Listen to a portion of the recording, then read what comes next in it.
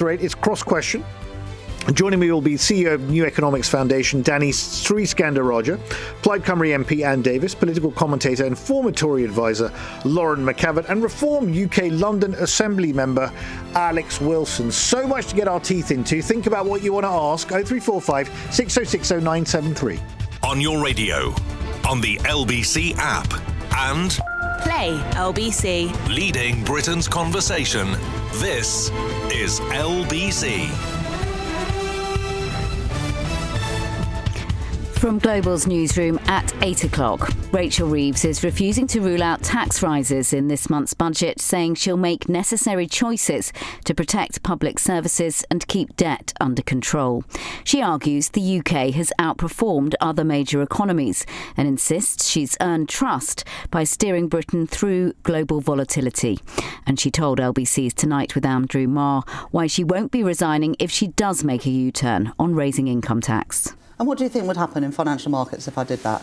It depends who took over, I guess. Oh, come on, Andrew. You know, look, I have been able to build a reputation that I can be trusted with the public finances. So I am not going to walk away because the situation is difficult. I was appointed as Chancellor to turn our economy around, and I am absolutely determined to finish that job. The Tories say her job will be untenable if she breaks those pre-election promises. But the Mayor of London, Sir Sadiq Khan, told LBC she inherited a mess. What's really important is for the Chancellor to address the consequences of not just 14 years of austerity, but the hard Brexit we have with the European Union, the long consequences of the pandemic. The brother of Axel Rudakabana says he feared for his family's safety when he left home for university in 2022. Dion Rudakabana has been giving evidence at the inquiry into the murder of 3 young girls by his brother in Southport last year. In messages sent on a visit home, Dion claimed the family hid knives because Axel didn't show mercy. The head of Cambridgeshire Police is launching an internal review into what happened in the run-up to a stabbing spree on a train on Saturday.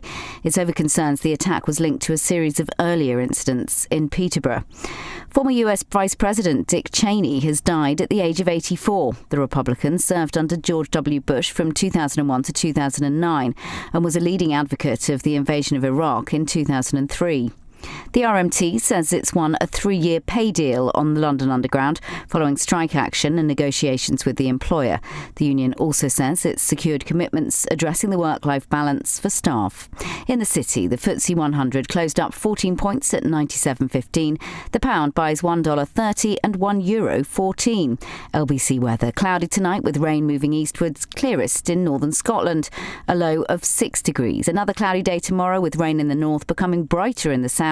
A high of 17 degrees. From Global's newsroom for LBC, I'm Daisy Steele.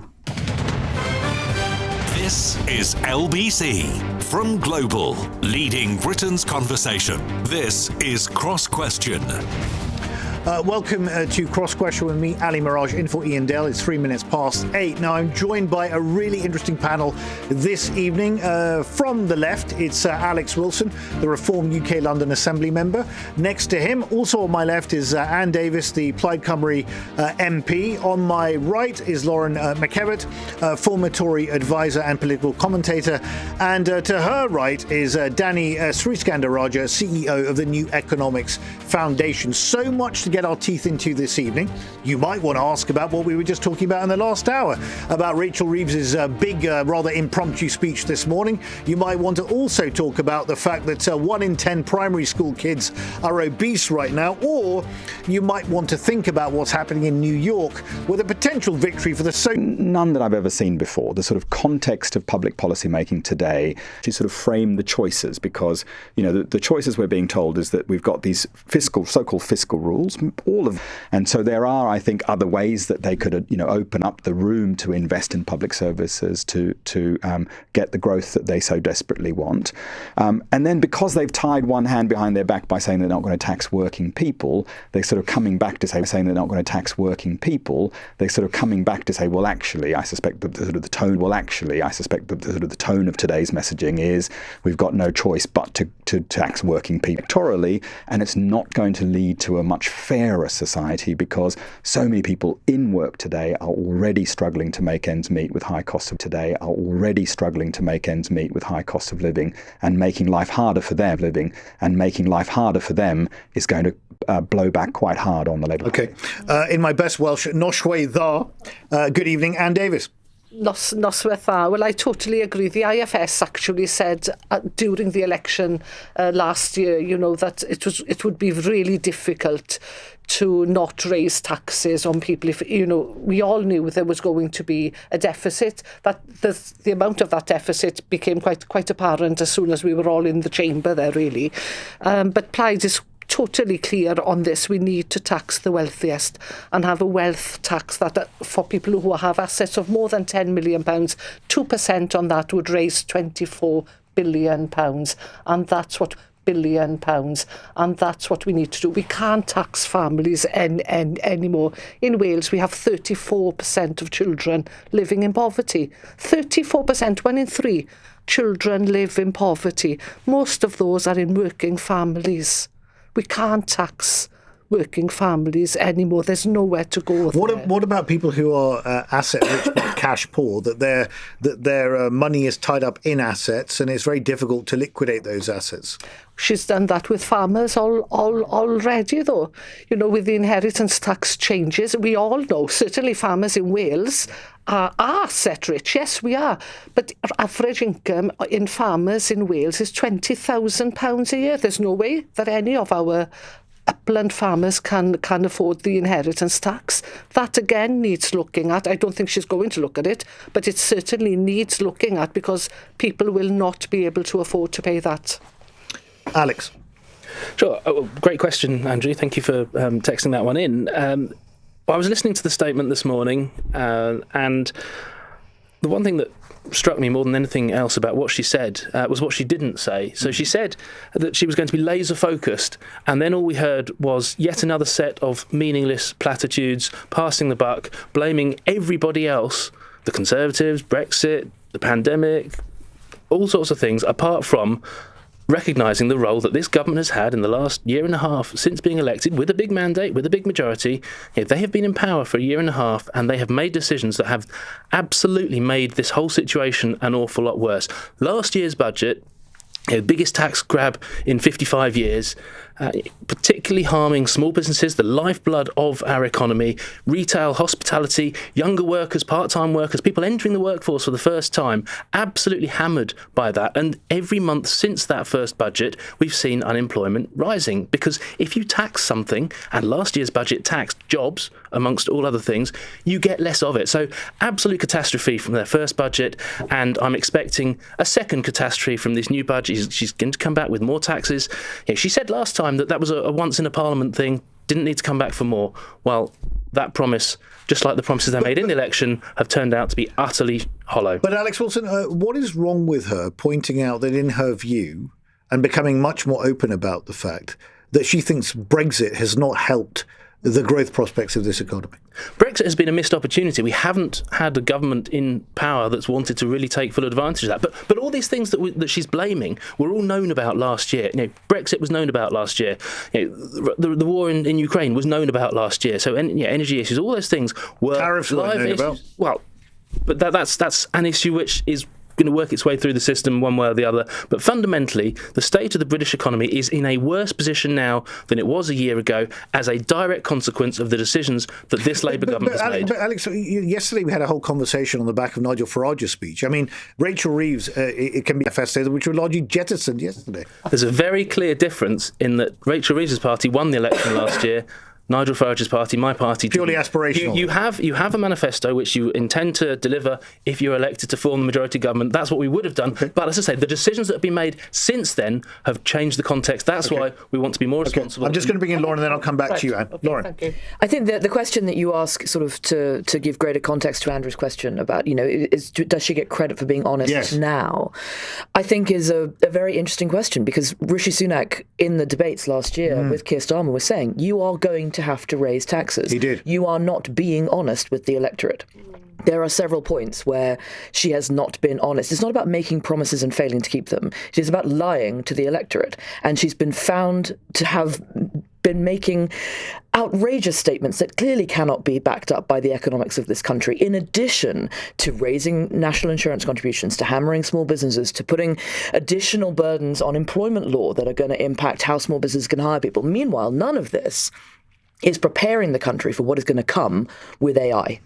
We see all the Big Four graduate programs beginning to slow their hiring. There is an enormous employment crisis coming in that section of the population who will earn £45,000 to £100,000 a year. And they're apparently, according to her calculations, no longer working people.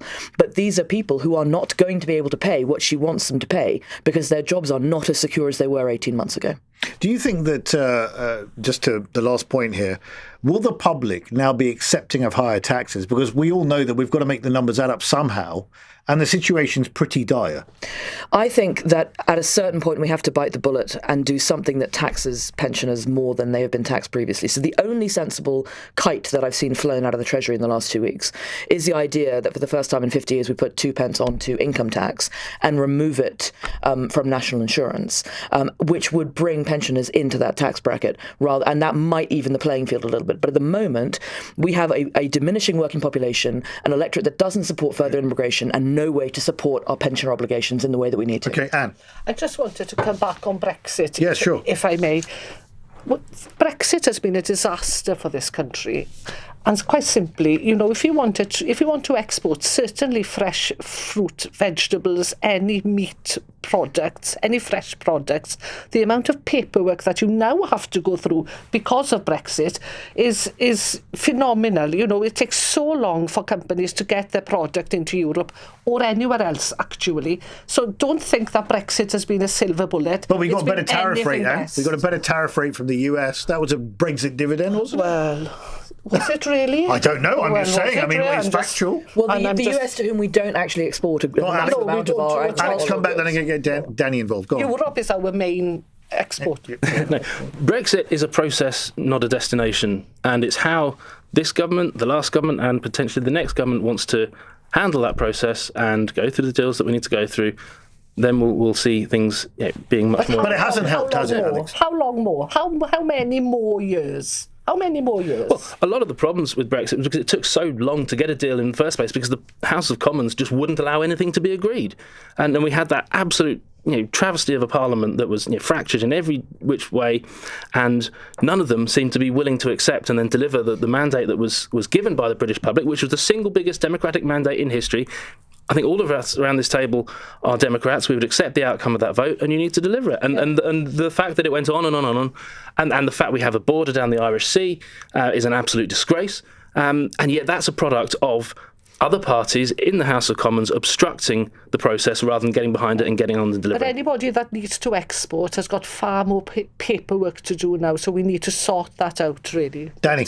Can I just keep percent of GDP to fund public services? But the cost of public services by, say, 2050 will be about 60% of GDP. We'll have an ageing population, we'll have higher pensions, as you say, Lauren, we'll have fewer people in work, and so therefore less taxes being raised through work. And of course, that's all before we start to take into account the changing nature of work. And so there's a fundamental choice we have to make as a society is, do we want public services in the shape that we have today? Can we, how do we pay for them?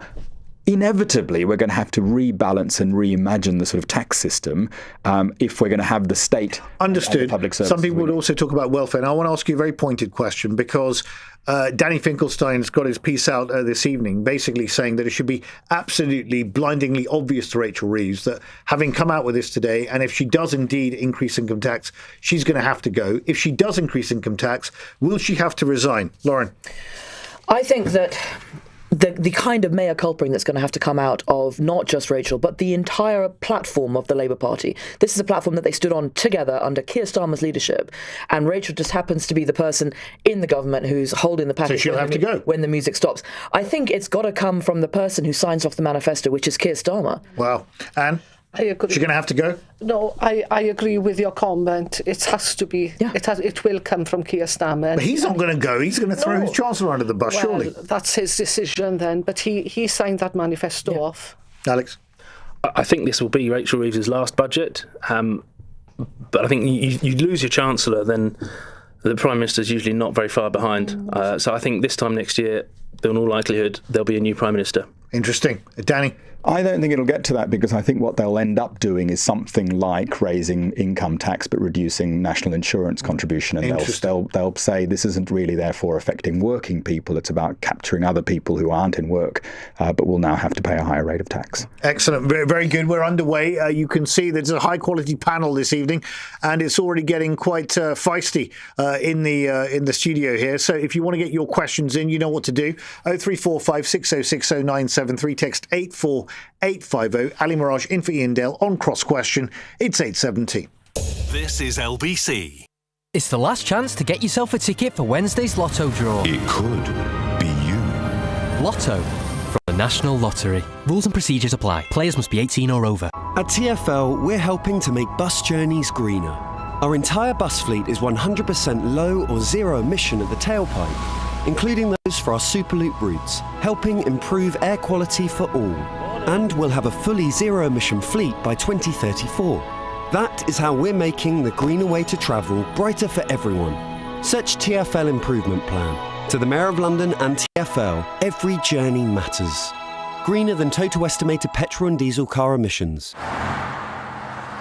Did you know HGVs have 4 zones of limited vision around them?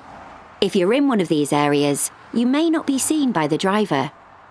These 4 limited vision zones are in front, behind, and at both sides of the HGV. So when you're driving around a HGV, don't linger around them, because they may not notice you're there. Know the HGV zones. National Highways. Do you ever feel like getting back under your duvet in the middle of the day? Ferroglobin is a great-tasting liquid formula with iron, which contributes to the reduction of tiredness and fatigue and normal formation of haemoglobin. Ferroglobin from Vitabiotics at Boots, pharmacies and vitabiotics.com. Cross Question on LBC. Call 0345 6060 973. Cross Question on LBC with me, Ali Miraj, in for Ian Dale, 8:19. Now, a follow-up WhatsApp question from Mark in Cardiff. Now that we have to do our bit, should MPs stop claiming for second homes, subsidise food and drink in Westminster, and reject any annual increases in their pay? I wonder who I'm going to come to on this one first. Anne Davies. I wonder. Well, to be honest, I've never earned so much money as I am now as an MP. You know, I've been self-employed all my life. As a dairy farmer and as a music teacher. Yes, and a lecturer before that. And a lecturer. I've done a bit. I don't know. It's difficult, isn't it? I don't mind about pay increases. That doesn't bother me at all. You know, I'm fine. But second homes, well, I have a flat here, simply because I can't get back to Caerfyrddin every night. So you know, practical issues here. Yeah. So I need somewhere to stick my head down to get in the morning. And I'm in there by 7:30 every morning, usually home then, or back in the flat by 8, half 8 at night. So, you know, they're long days. So it's not practical for me to go back to West Wales every night. So that's that. Subsidised food, I don't know where that's come from, because I pay for my food and drink in Westminster. Is it subsidised in the dining room? It's not. It's the fact that the restaurants they don't have to pay rent. The salaries are covered by the House of Commons rather than specifically by the individual takings of those individual restaurants. It's not a subsidy so much as it is a massive cost-sharing exercise across a pretty well-functioning estate. Okay. Lauren, just on this, because you've been a special advisor working with people in Parliament, what is your view on this? I think there is no other industry in the world where we would be asking if it was fair for people to have to be in 2 different locations for work and anticipating that they would have to self-support themselves. You know, if you work you know, in the northeast and you are required to come to London 2 nights a week, for the most part, your business will be putting you up in a hotel when you do that. The way that the IPSA system was created with the rental system after the expenses scandal means that you are capped in how much you can claim, the kind of flat that you can get hold of. It makes a much better system for if you have a family member who has to be with you at some point. You know, if you've got a child under the age of 18 who has to travel with you at some point. I don't believe that it would be fair to ask people to support themselves in two locations. The London crowd, the commuter belt crowd, they don't get this allowance. Yep. The people who could and do conceivably go home that night don't get it. I think we have the fairest system when you consider that it is practically impossible to get back to West Wales in order to do your job. But daily. If we're all in this together, shouldn't the MPs make some sort of gesture? I think that a public sector pay freeze is not necessarily a bad idea, but then we would have strike action from just about everybody, except probably the MPs. Except the MPs. But we would have public sector strike action everywhere, and is the cost of that worth the cost of a pay freeze? Okay. Alex, reform into cutting public expenditure with its Department of Government Efficiency, is that something you're going to look at? Look, I think Lauren's given a really good overview of how the system currently works, and perhaps not everyone understands that in the same way that she's kind of outlined it. So thank you for that. I would argue, though, that politicians do need to be very sensitive about what they are earning from the system. Any additional interest, declare that, register that, and so on. But what you don't want to do is have a system where only the independently wealthy can get involved in politics. And also what you don't want to do, and looking at local government, I don't want to see councils being seen as a full-time job for people. I was a councillor a few years ago, and the time that I spent doing that, I loved it, but I made clear to myself, to my colleagues, and to my residents that it was always on top of, not instead of, a real job. So should MPs be on top of instead of? No, I think MPs... It's a very different kind of work. It's a completely different kind of work. There is so much more involved, I think, in being an MP than there is in being a councillor or even being a London Assembly member. But no, you don't want people, the only people that can come forward and get involved in politics, to be those that are independently wealthy. But perhaps what they could think about is some element of performance-related pay. So if the government as a whole delivers better public services, grows the economy more quickly, then perhaps on those basis you could get a pay rise. But without that, well, perhaps for ministerial salaries. But I think the basic rate for MPs across the board will have to remain the same for equality purposes. Can I just say that I was the person with the most contributions as a new Welsh MP this year. So I'm doing my job. Well, Welsh MPs always outperforming. Very good to hear. Danny? Yeah, most MPs I know work incredibly hard, and they pay taxes as well. So if there are going to be tax rises, then in terms of pay as you earn taxes, they'll go up. I think, Alex, your point about second jobs is a very important one, though, because I do worry about trust in politics, partly because so many of our MPs do have second jobs. They're off making speeches and earning lots. Or in the case of Nigel Farage, I hear he's made £1.5 million in extra income since the election last year. And because a lot of that is channeled through complex corporate entities, the amount of effective tax we think he pays on that is far lower than those people who would earn £1.5 million would do. So, we do need, these are the sort of loopholes we need to close, especially those with the broader shoulders, and ask them to pay their fair share. Alex, you want to come back? He will have paid more tax than any of us on this panel, and I think we should be grateful for that. Right, but in proportional terms. So this is where our tax system is deeply unfair, right? So we've got the effective rate of tax people pay on their total income drops the more you earn. Rishi Sunak, for example, the last time I saw his tax return, which he has to publish, pays about 23% of his total income in tax. That's the same that a nurse pays today. But that's because he's getting a lot of things from capital gains on investments. Or he's being advised well, and he's structuring his income in ways that avoids or reduces his tax bill. Elon Musk, we think, because we don't really know, there's not much transparency, pays something like an effective tax rate of 1 to 3%. He's the world's richest man, but he pays tiny amounts of tax on his income. So this is when I said we need a fundamental rethink about the way our tax system works, and not rely on hard-working people to pay even more. But that's exactly what you're going to be doing. If you scare people away who are high net worth individuals in this country, about 16,500 high-value individuals expected to leave this country this year. Do you know who publishes that? Do you know who publishes that? Just like on that data. The top 1% of earners pay about 30% of tax revenue. Now, you can talk about percentage rates and so on, and you have a point there, but fundamentally what matters when you're trying to raise the money to pay for the public services that we all rely on is the actual amount of cash that you're able to raise. And if you can't do that because you're scaring people away, you're scaring businesses away, scaring investors away, then it will fall on the shoulders of everybody else, and everybody else will be poor as a result of it. Just to point on the data question, that I hear all the time this sort of data point that 16,500 rich people are leaving the UK. It happens to be published by a private company called Henley & Partners, and guess how they make their money?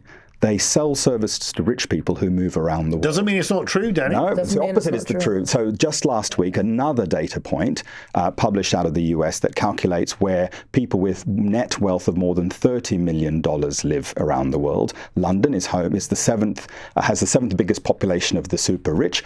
The numbers of people in London grew by 10%, of these super rich grew by 10%.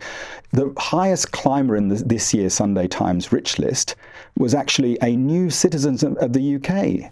They moved to the UK in the last 12 months and have become the highest risers. So, the story we like to tell about this sort of exodus doesn't stack up. It doesn't stack up. Okay, just to bring it back, should MPs be banned from having second jobs on this, Lauren? I think that there's a pretty decent argument in favour of it. I think you have to sort of think carefully about the guys who are becoming MPs but have a farm, and therefore there's like a resting income that shows up because there's a partner in the farm, or a partnership in owning the farm. There are things like that where it's very difficult to just say, no, you can't have one, because we want farmers to become members of parliament. Where I think we have a very big problem in public life, actually, is in how we fund and regulate the House of Lords. So we have a system in the House of Lords where I fully believe in the need for a secondary chamber, a revisionary chamber. I don't necessarily think we have the right system for it right now, but I think we should have one. The one that we have relies upon all of them only receiving allowances and not salaries. Many of them have secondary jobs in that, but they try and regulate those quite heavily. But I think moving to a salary-based secondary chamber as a part of a wider reform package would be a sensible way of closing off some difficult conflicts of interest in the upper chamber. But when we have these conversations, and Mark in Cardiff's quite rightly asking, given what Rachel Reeves has come out this morning, if we're all in it together, everyone has to cut their coat accordingly. But the counter-argument is that we have a woefully inadequate political class, and you look at the level of our politicians compared to the likes of Singapore. I mean, they just get on with stuff. They get paid a shed load of money. They're very credible, and they're good at their jobs, and they don't have second jobs because they get paid enough. You can make the same argument about the civil service. So I saw a job advertised in the civil service for sort of a very senior director in the AI sphere, and it was going to pay 80 grand a year. And the kind of person you want to do that job should be in competition for another job at OpenAI or a similar company, where they're going to make £350,000 a year. You're not going to attract top talent into either the political class or the civil service class that supports them if you don't have a very serious conversation about the level of pay you want to see. Now, the problem in this country is we have a system where basically anybody who makes over about sort of £45,000-50,000 a year is publicly pilloried for that, when we really do need to have an honest conversation about the 62% tax burden of the guys in the £100,000 to £125,000 a year category. Anne. I just wanted to come back and agree with you, actually, about the richest people in London. The 35 richest people in London have said that they would not move out of this country by paying 2% more. So, your argument is totally vilified, to be honest, because we know that if you've got family links here, and most people have, they're here, they want to be here, they want to live in London, then they are willing to pay. London is a fantastic city, and they tried this in the early 2000s. They tried to move a whole lot of people to Zurich. They had to give them hardship posting packages because it's so dull. But are you not therefore disappointed, Anne, that if it's meant to be about redistribution, that the Labour government is dodging that, really? Well, they just need to do it. They've got this black hole. This black hole could be filled by just sharing that load across the broadest shoulders. Well, it could also be shared by cutting welfare spending. Kemi Badenoch this morning outlined £23 billion worth of savings in welfare spending that I think the government should seriously begin to look at. Well, look, you can see that the whole range of issues now coming out about on the back of what happened with Rachel Reeves this morning. It's getting quite interesting on MPs' expensive second homes and rich people. So if you want to get involved in this conversation, you've still got half an hour. Do it now. 0345 6060 973. Text 84850. You're listening to Ali Miraj in for Ian Dale on Cross Question. 8:31. The news headlines with Daisy Steele. Chancellor Rachel Reeves is refusing to rule out tax rises in this month's budget, saying she'll make necessary choices to protect public services and keep debt under control. She insists she's earned the public's trust by steering the economy through global volatility and says she won't resign if taxes go up. The brother of Axel Rudicabarna has told the Southport inquiry he feared he would kill someone in their family after becoming increasingly wary of his violent outbursts. The 19-year-old is serving a life sentence for murdering 3 young girls at a dance class last summer. His brother Dion says they haven't spoken since 2023. A UN report says countries remain too far from meeting the promises they made to tackle climate change a decade ago. It's warning the world is on track for 2.8 degrees of warming this century instead of 1.5%. LBC weather. Cloudy tonight with rain pushing east, clearer spells for northern Scotland, lows of 6 degrees. Tomorrow mostly cloudy with rain in the north, brighter further south, highs of up to 17 degrees. On the latest episode of The Newsagents. Did you listen to the Chancellor's speech? Well, we did, and we're none the wiser. We still don't know if she's going to put up taxes in November, and if so, which ones? Join in to hear our analysis of what is actually going on in the Treasury. Get the latest episode of The Newsagents with Emily Maitlis, John Sopel and Lewis Goodall. Listen or watch on our free Global Player app or the new LBC app. Calling all black cab drivers.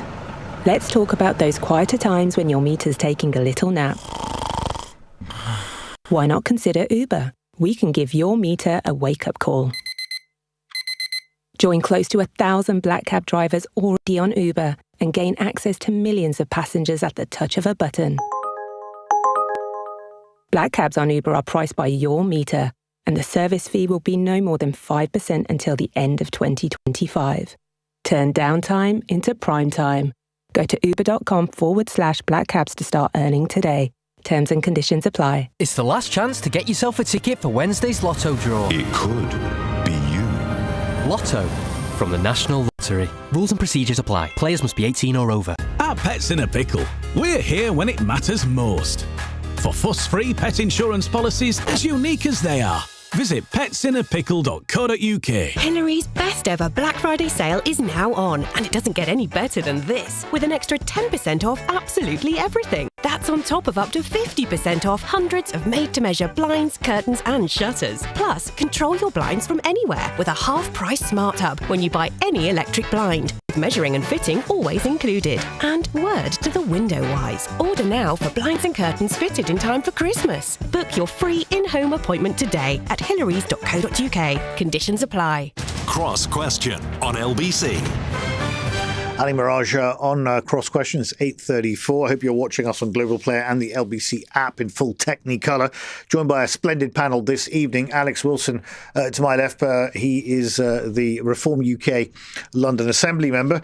Alex, you were a Conservative councillor for 20 years and you went to Reform. Why? I was a member for 21 years. I wasn't a councillor for 20 years. Okay. Councillor for 5 years. No, it was lockdown that did it for me because I thought that was the most egregious assault on our civil liberties in living memory. My gut instincts are libertarian, closing down the country, closing down the schools, shutting the productive capacity of the economy, and then printing money and suddenly being surprised that there was rampant inflation. Absolute catastrophe. That's why I left the Conservative Party. Thank you. Very, very clear. Anne Davies, Plaid Cymru MP for Caerfyrddin in Wales. And you have done a lot of things. You've been a farmer, you've also managed a nursery, you've been a lecturer, and now you're an MP. Which one have you enjoyed most? I've enjoyed everything that I've done. Honestly, you covered every day. I came to Parliament with life experience. Let's put it like that. But I've enjoyed everything. But you need all of that experience to be, I think, an effective, honest, hard-working MP. Superb. Lauren, you have been an advisor or a commentator now. You've got your own podcast. Tell us. Yes, I'm the co-host of the Welsh Politics podcast, along with Lee Waters, an MS in the Welsh Senedd, and Professor Laura McAllister. Excellent. From the Welsh Governance Centre. Good. Well, it's all going to be eyes on Wales at the Senedd. Absolutely. It's the most exciting section of the election next year. Absolutely. And it's going to be one to watch. Look forward to it. And Danny Sriskandarajah, CEO of the New Economics Foundation. We've spoken many times about big economic issues, and you've got a book, your book out's in paperback now. Yeah, it's got Power to the People. I brought a copy with me. I saw John Crace had his yesterday, so I brought mine. Very good. It's about how we reimagine democracy. And Lauren, to your point earlier before the break about the House of Lords, including a suggestion, for example, that we replace an unelected House of Lords with a House of the People, which will be people selected by sortition to review the thorniest issues facing society. It's how we put people back at the heart of democracy. Very good, and it's entitled Power to the People. Use your voice to change the world. That is basically an instruction to you to get off your backside and get involved. Let's go to our next question from John in Hammersmith. John, good evening. Evening. What would you like to ask? Is it now time to change British law to match Northern Ireland, where it's legal to own a weapon for self-defence? Okay, let me give you a bit of background. Thanks, John, for that. John's question was prompted by the mass stabbing on a train in Cambridgeshire on Saturday evening. Obviously, we can't say too much about that specific incident, given a man has been charged with carrying out this attack. But on the more general point, we should explore it. Anne Davies. I don't think so. You know, we have a situation in rural Wales at the moment where we have the agricultural industry where suicide is prevalent. The last thing we need, to be honest, is legalise more shotguns, more knives. We don't need it. We've had incidences within our schools where there's been stabbings in our schools in rural Wales. This is unheard of in our area, you know. And no, definitely not. Definitely not. Lauren? I didn't think it was legal to own a weapon. There's a section in Northern Ireland law that allows you to use sort of equally matched efforts in defending yourself, but without a weapon. Right. I didn't think you were allowed to own a weapon in order to do that. In fact, from memory, Northern Ireland is the one part of the country where we spent a lot of time getting weapons taken away from people. So I'm not entirely certain that the law is accurate. The law is what he thinks. Do you think that people should have the right to use sort of equal force if someone's running around a carriage with a knife stabbing people? No, the solution to this is significantly better inpatient mental health care. Yeah, agree. Danny?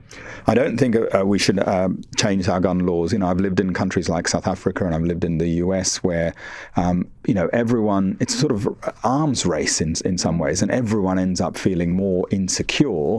And one of the amazing special things about our society in Britain is that, we're largely a peaceful society. And people are being stabbed all over the place. So, for mental health is a good point that Lauren makes. I would make the point about, increasing the staff on trains. The incredible bravery of that man on the train over the weekend. We need to make sure that we've got real people protecting us. They don't need to be armed. They just need to be surveilling and acting when necessary. Alex, how do we keep the public safe? Well, I think what goes to the heart of the question is, what do you regard as being a weapon? Do we want more knives on the streets? Absolutely not. Do we want more guns on the street? Absolutely not. But are there other things that people could be able to carry that would enable them to respond if attacked in that situation? I mean, I can't begin to imagine what a horrific experience that must have been for those people on that train, and the brave LNER member of staff who I believe is still in a pretty horrific condition in hospital and hopefully will recover from his injuries. But it takes a huge amount of courage to intervene. If you were able to have something that would help you intervene, for example, pepper spray, I think that's something we could look at. But it gives perpetrators the pepper spray too. And if you're a woman wandering around at night, you don't want the guy who's trying to rape you to also have pepper spray.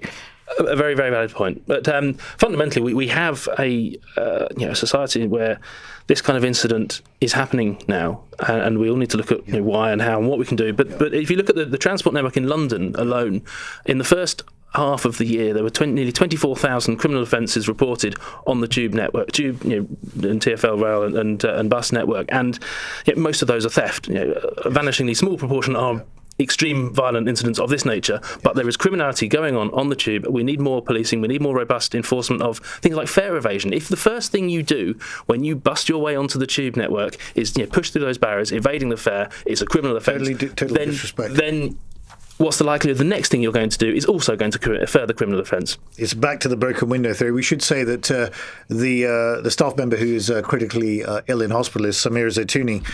We wish him a speedy recovery. He's very, very ill at the moment, and best wishes to him and his family. Let's go to our next question, which is a text question from Cara in Birmingham. Should serving British politicians ever be getting involved in foreign elections? Now, a bit of background here. Jeremy Corbyn has been accused of hypocrisy after giving a Zoom talk to supporters of the socialist man who is the favourite to win today's New York City mayoral election, Zoran Mamdani, with Corbyn having previously criticised Trump for trying to interfere in UK politics during his first term, when the president told LBC that Corbyn becoming Prime Minister would be so bad for this country a few months before the 2019 election. You're an election watcher, Lauren. Your thoughts? So I have a good friend who's running in Tasmania.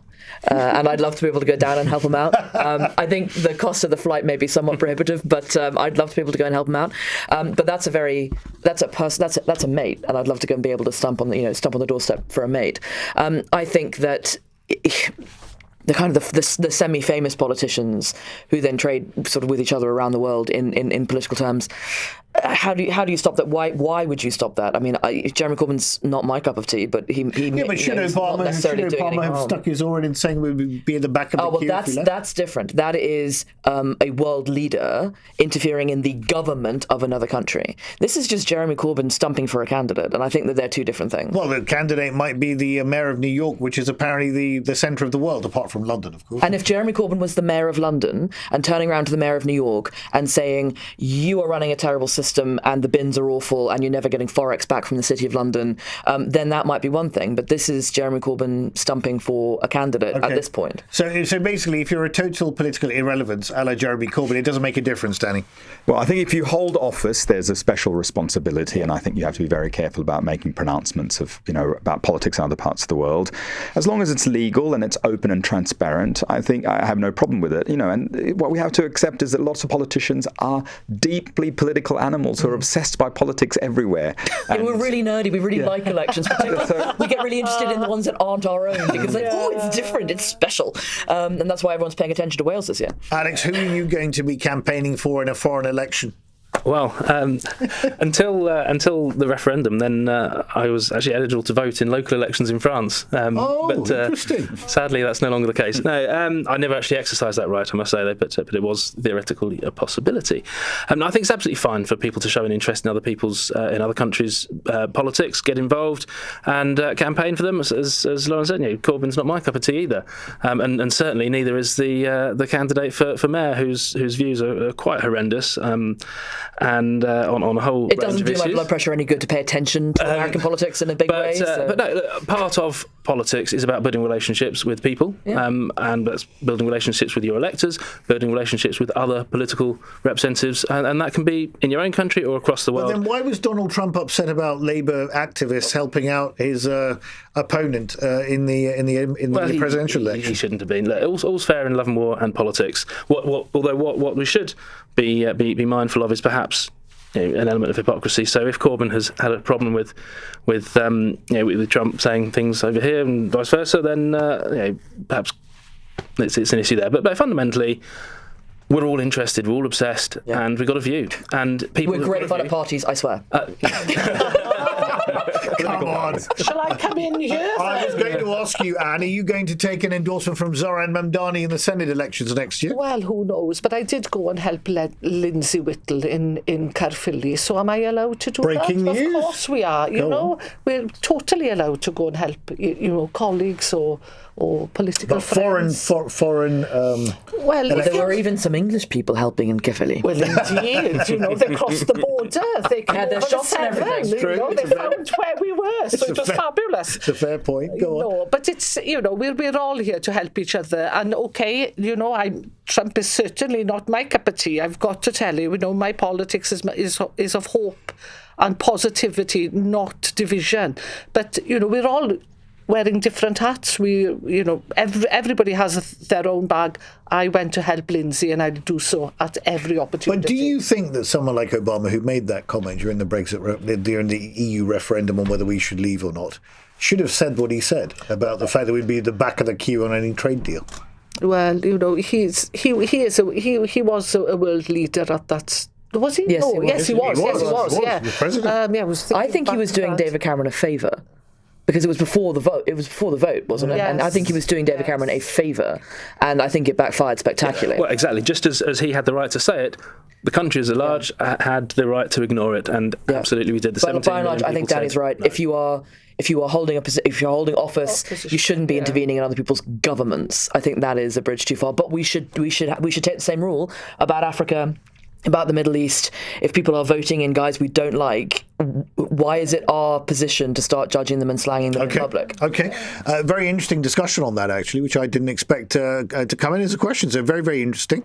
If you want to get your question in, you've still got 14 minutes. You are watching and listening to Cross Question with me, Ali Miraj, in for Ian Dale. With my panel, it's 8:46. LBC. When you're smiling. Banning Dental Group clinics. With over 5,000 top-rated Google reviews. Keep on smiling. A safe trip begins with TRIP. Take a road trip with your family, get there safely. Do your trip checks. T, top up on island fuel. R, rest every 2 hours too. I, inspect tire pressure and tread. E, prepare for the weather ahead. A safe trip begins with TRIP. A safe trip begins with Think. Do the 4 trip checks before every long journey. National Highways. Chase is the digital bank that could boost your savings. Ooh, tell me more. When you join Chase, you could earn 4.5% AER variable. That includes a 2% AER fixed boost for 12 months on top of our standard saver rate. Oh yeah, nice. Yep, our savings boost could help you reach your goals, like that once-in-a-lifetime adventure. Get our best easy access saver offer today. Search Chase Boosted Saver. Offer may be withdrawn at any time. 18 plus UK residents. Available to new current account customers for your first 31 days. Eligibility applies. 4.41% gross. Terms apply. Do you ever feel like getting back under your duvet in the middle of the day? Ferroglobin is a great tasting liquid formula with iron, which contributes to the reduction of tiredness and fatigue and normal formation of haemoglobin. Ferroglobin from Vitabiotics at Boots, pharmacies and vitabiotics.com. Are you a London black cab driver thinking of ways to boost your earnings during those quieter times? Why not consider Uber? We can give your meter a wake-up call. Join close to 1,000 black cab drivers already on Uber. Black cabs on Uber are priced by your meter, and the service fee will be no more than 5% until the end of 2025. Turn downtime into prime time. Go to uber.com/black cabs to start earning today. Terms and conditions apply. Cross Question on LBC. Text 84850. Ali Miraj on LBC. It's 8:48, and I'm joined by my panel, Alex Wilson, Anne Davies, and Dennis Sriskandarajah and Lauren McEvatt are still with me for the next 12 minutes. Text question from David in Newport. Since you've got so many panellists who've been associated with Wales and with reform, why did Farage lose that recent election in Caerfyrddin? In your panel's view, that's a good one. I've got to come to you, Alex, on this.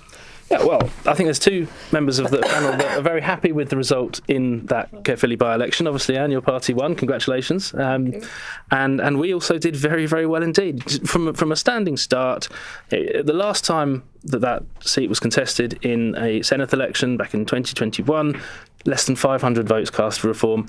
In this election, over 12,000, vote share increase of 34.2%, huge momentum, and carrying that forwards into the all-out Senate elections next year, where tactical voting won't be a consideration because under a fair voting system, every vote counts. Then I think we look forward to a really, really strong performance right across Wales, including in Caerfyrddin itself. What did Plaid Cymru do that you didn't do? Well, I think you will have had a history of voting intention data. We were starting from scratch, building the canvas data from in the short space of a campaign, rather than having a lot of background information on the electorate already. But no, there was also an element of tactical voting in there. I get it. Look, Reform is a Marmite party. A lot of people love us. A lot of people are not so keen. And what Plaid were very successful in doing was pitching themselves as being the alternatives to Reform in that particular context. Yeah. But what this has shown is that the alternative, there is going to be a huge alternative to Labour when it comes to next year. Labour absolutely on the floor, and I'm sorry to say, on the Conservatives, even worse. But when it comes to Reform, could tactical voting actually keep Reform from winning a general election? Well, this is why we need to keep working very, very hard. Look, there's a long way to go between now and the next election, potentially 3 years away. We're doing the groundwork now right across the country, building the branches, identifying people who will be candidates and will be running very, very strong campaigns. But it takes time to get there. if you look at the opinion polls, I think 154 consecutive polls have now shown Reform in the lead. Look at council by-elections, the first party to win 50 seats in council by-elections since the May elections just 6 months ago. I think we're in a pretty good shape, but yeah, there's time for things to change. Polls can go down as well as up. We know that. And congratulations, your party won. Why? Thank you. We won because we had a very positive message. We weren't divisive. We weren't negative in any way at all. Lindsay Whittle, really, if you cut him in half, had Caerfyrddin all the way around his body. You know, he it was stood for many years. It was his 14th go-round. Yeah. It was his 14th go. I'm going to question the fact that you were coming from a standing position, because before Reform there was UKIP, there's been Brexit, now Reform. There was a history in Caerfyrddin, as there is along the whole of Wales, of the other parties, of your reformed party, if you like. So you weren't coming from a standings position at all, actually. But, you know, Plaid, positive message. And my argument would be, really, we haven't got millions in the bank, but we've got foot soldiers. And this is where Plaid is really good. We've got people that will go out and knock on doors and speak to people. And that's what, because I went there a couple of times. What I found was people wanted to talk on the doorstep. They wanted to vent their frustrations, actually, with the Labour Party, absolutely, but also with Reform. Sorry, calling the Brexit. But so, you know, you have to give people time. And, if you've got an army of people on the doorstep or around the place, you've got the time so people can talk to you and you can address those issues. Lauren, you're all over Welsh politics. Does this mean that it's going to be all over for Reform at the Senedd elections next year and Plaid Cymru's a shoo-in? Not necessarily. This is Lindsay's election is the last named candidate election for the Senedd, the last first-past-the-post system. Mm-hmm. Nigel Farage last year gave a speech in which he said that the two most important words in the coming year were Wales and Dehont. The Dehont calculation works for Nigel Farage. Reform are going to do well next year under the proportional representation system. Plaid are also going to do incredibly well. We've had polling out today indicating that Plaid are the strongest party in the polls in Wales, both in a Westminster sense and in a Senedd sense. And I think that there is a real... And voters and listeners in England may not understand this. Labour have been in power in Wales for 26 years. 20% of Welsh primary school leavers are functionally illiterate going into senior school. The Health Board in North Wales, Betsy Cadwaladr, has been in special measures for 12 out of the last 14 years.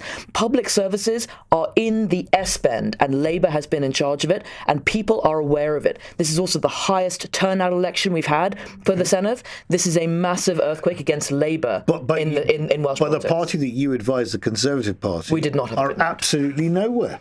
Let's be really clear, this was never a heartland for us to begin with. Yeah, but you did have seats in the past. I mean, you've had MPs there. We not in Caerfyrddin. Not in Caerfyrddin. But within Wales, we are struggling. There is no question about it. I think that Darren Millar is doing his best to put forward a really positive manifesto. I think Anne is right. Positivity in Welsh politics is really important, and I'm looking forward to the manifesto that they produce. Danny? I think there's two things going on. I think people across the country, not just in Wales, are wanting change. They want a radical change to the way our economy works, for example, coming back to the sort of conversation we're having about Rachel Reeves. But then the second thing is that those parties, especially sort of populist parties that do sort of build on division and anti-immigration, set on sentimental xenophobia, might be attractive to some, but they're really putting off a whole bunch of other people. And that's what underlies, I think, the sort of tactical voting we saw in the Caerfyrddin election. And that's going to probably continue for a while. Okay, this is an interesting question from Gary in Weymouth. Wouldn't it be an injustice to take away the medal which Andrew Mountbatten Windsor got for the Falklands War? He did fight in that war as a helicopter pilot. And just by way of background, the Defence Secretary has confirmed that the process to remove Andrew of his rank of Vice Admiral in the Royal Navy has begun, but John Healey refused to comment on the suggestions that Andrew could also have his South Atlantic Medal, which was awarded to anyone who served in the British effort in the Falklands, stripped too. Lauren? I think that service medals which are earned by having served are a very different kettle of fish to honorary ranks. I think it's right that the rank is in question. I don't think it's right that the service medal is in question. You can't take away having served in the Falklands. But he's totally disgraced. I don't disagree, but a service medal for activity that you have undertaken in war I think is different to an honorary rank that's given to you. And I think it's right that one is stripped, but I think it's wrong that the other one is. Anne? I agree. The honorary titles definitely should go. And he is a disgrace, absolutely. No question. Well, nothing's been proved in a court of law, but it is clear that he was misled Emily Maitlis in that interview, because he did have another interaction with Jeffrey Epstein after he said he didn't. He has lied. There's no question about that, but I don't think that should take away his... Should his prince title be taken away? Absolutely. Why? He was born that way. What difference is it going to make? If he has a Duke of York title taken away, why should he have the Prince one? Has his behaviour warranted that title? No, it hasn't. So definitely not. You can't behave like that and have a title. Alex? Seems like after quite an interesting debate on all the other subjects, we're kind of coming to an agreement on this. Who knew? Who thought it could happen? Absolutely right. If you've fought in a war for this country, then any medals or honours that you've earned through that, you should be able to keep. I think it's probably the only thing that he has earned in his career. Everything else has been gifted to him, and things that are gifted can be taken away. But quite frankly, the next time we hear anything from the Andrew, formerly known as Prince, it will be too soon. Thank you. Very clear. Danny? Yeah, I think on the narrow point, I think it's up to whoever issued the medal as to whether their rules and protocols mean that needs to be retracted. And if they haven't initiated that, then, he should keep his medal. But the wider point is around public accountability. We have people in our society who don't have to live by the rules the rest of us do. And then it's all about, we've been hearing drip by drip, sort of voluntarily people taking away titles and having to do things. We need public accountability for these public figures, and I worry that this is doing huge damage to, again, trust in all sorts of institutions in our society, and in this case, powerful men who are getting away with all sorts of behaviours and being held to account far too late. Very thoughtful responses from my panel, as you can see. Now, the fun question, which is always the highlight of the hour, has come from Pavel in Clapham. This year's John Lewis Christmas advert has been released online, featuring a son giving a present to his father. It features a house track, which he says Ali will love.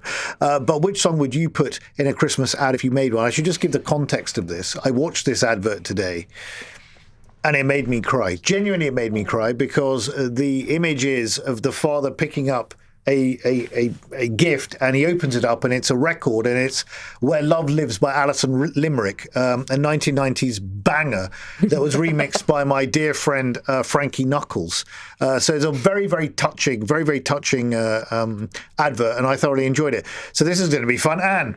I've got two, if I can. Please. Seren Wen by Robert Arwyn, which is a white star in Welsh, and the other one is Adre, which is home, and that's by Gwyneth Glyn, because at Christmas time we all just want to go home.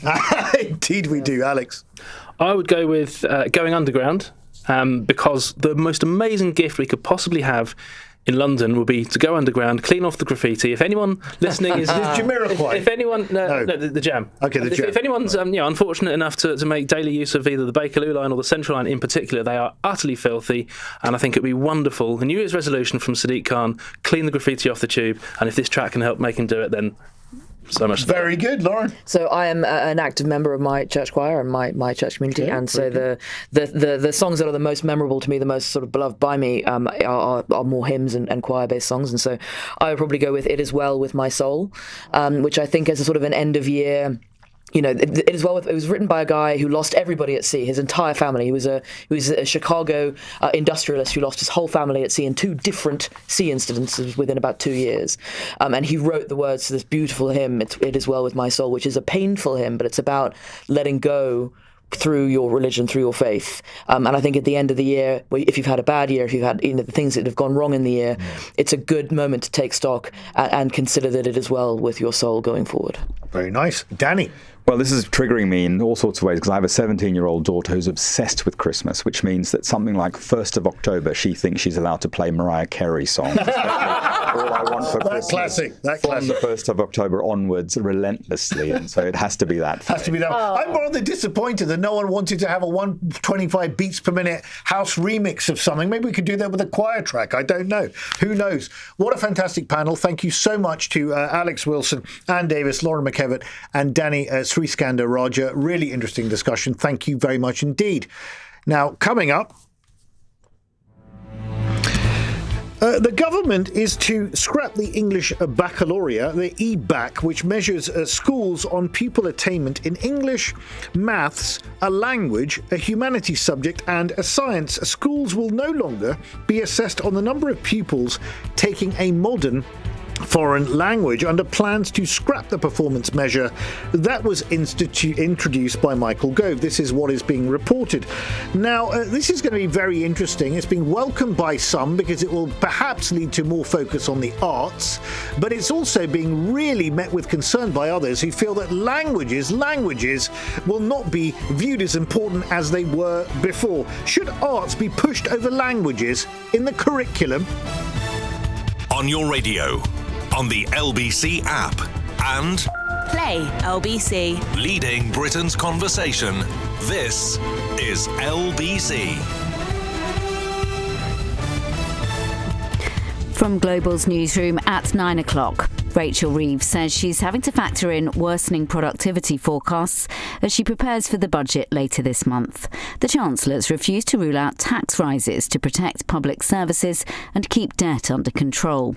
She told LBC's Tonight with Andrew Marr she's listening carefully to economists and won't shy away from difficult decisions. Let's be absolutely straight. You are going to have to raise taxes. Well, look, I think I was pretty clear today that the productivity downgrade, you can't just sideline a forecaster because, we know what happens when you do that. That's what Liz Truss and Kwasi Kwarteng did, and it caused absolute misery. But leader of the Green Party, Zach Polanski, thinks she got her priorities wrong. They keep ruling out taxing multimillionaires and billionaires. It's only right that some of the wealthiest people pay a little bit more from their wealth. But what we see far too often with this Labour government is so-called tricky decisions. Why are those tough decisions always for people in poverty, for disabled people, for migrants?